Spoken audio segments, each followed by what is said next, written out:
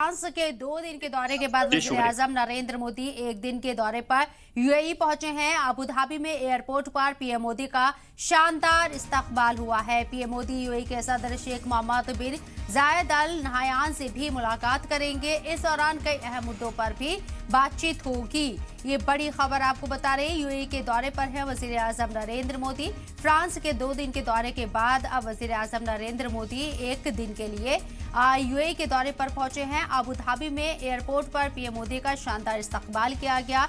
बुर्ज खलीफा को यहां तिरंगे से नहला दिया गया है। साथ ही आपको बता दें, पीएम मोदी यूएई के सदर शेख मोहम्मद बिन जायद अल नहयान से भी मुलाकात करेंगे। इस दौरान कई अहम मुद्दों पर बातचीत होगी।